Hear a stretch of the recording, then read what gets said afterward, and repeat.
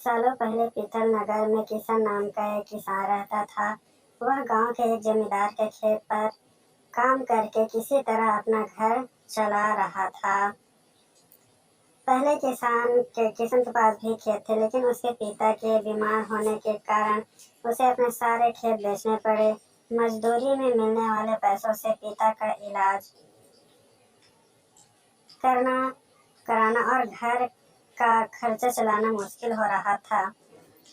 वो हर दिन सोचता कि कैसे घर की स्थिति को बेहतर किया जाए। आज भी इसी सोच के साथ किशन सुबह सुबह जमींदार के खेत पर काम करने के लिए निकला।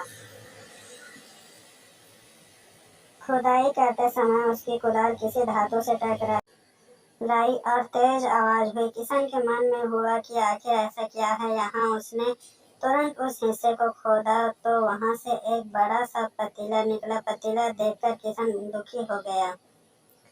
किशन के मन में हुआ कि ये जेवरात होते तो मेरे घर की हालत थोड़ी सुधर जाती। फिर किशन ने सोचा कि चलो अब खाना ही खा लेता हूँ। किशन ने खाने के लिए अपने हाथ की कुदाल उस पतीले में फेंक दी और हाथ मुंह धोकर खाना खाने लगा। खाना खत्म करने के बाद किशन अपनी कुदाल उठाने के लिए उस पतीले के पास पहुंचा। वहां पहुंचते ही किशन हैरान हो गया। उस पतीले के अंदर एक नहीं बल्कि बहुत सारे कुदाल थे। उसे कुछ समझ नहीं आया। तभी उसने अपने पास रखी एक टोकरी को भी उस पतीले में फेंक दिया। वो एक टोकरी भी पतीले के अंदर जाते ही बहुत सारी हो गई। ये सब देखकर किशन खुश हो गया और उस जादुई पतीले को अपने साथ घर लेकर चला आया। वो हर दिन उस बर्तन में अपने कुछ औजार डालता और जब वो ज्यादा हो जाते तब उन्हें बाजार जाकर बेच आता। ऐसा करते करते किशन के घर की हालत सुधरने लगी। उसने इसी तरह से बहुत पैसा कमाया और अपने पिता का इलाज भी करवा लिया। एक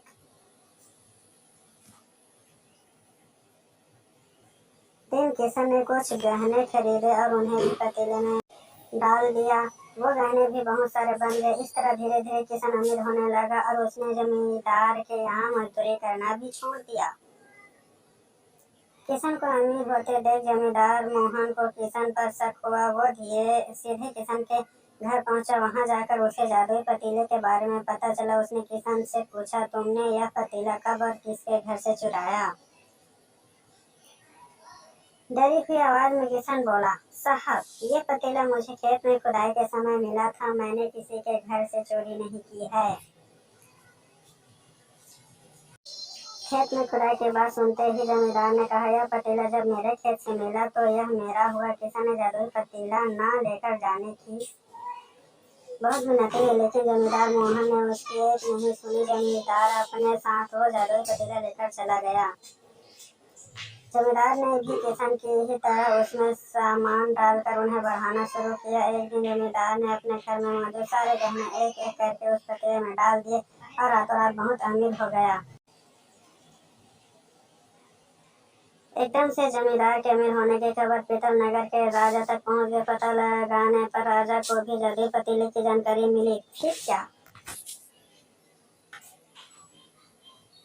था, राजा ने तुरंत अपने लोगों को भेजकर जमींदार के यहाँ से वो पतीला राजमहल मंगवा लिया। राजमहल में उस जादुई पतीले के पहुंचते ही राजा ने अपने आसपास मौजूद सामान को उसमें डालना शुरू कर दिया। सामान को बढ़ता देखकर राजा दंग रह गया। होते होते आखिर में राजा खुद उस पतीले के अंदर चला गया। देखते ही देखते उस पतीले से बहुत सारे राजा निकल आए। पतीले से निकला हर राजा बोलता, मैं पीतल नगर का असली राजा हूँ। तुम्हें तो उस जादुई पतीले ने बनाया है। ऐसा होते होते सारे राजा आपस में लड़ने लगे और लड़कर मर गए। लड़ाई के दौरान वो जादुई पतीला भी टूट गया।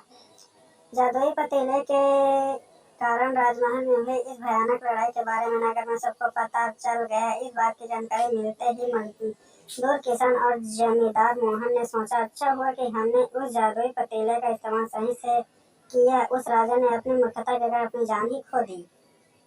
कहानी से सीख, जादुई पतीले की कहानी से दो सीख मिलती है। पहली की मूर्खता का बुराई होता है। दूसरी यह कि हर सामान का इस्तेमाल संभल कर करना चाहिए, अति हानिकारक हो सकती है।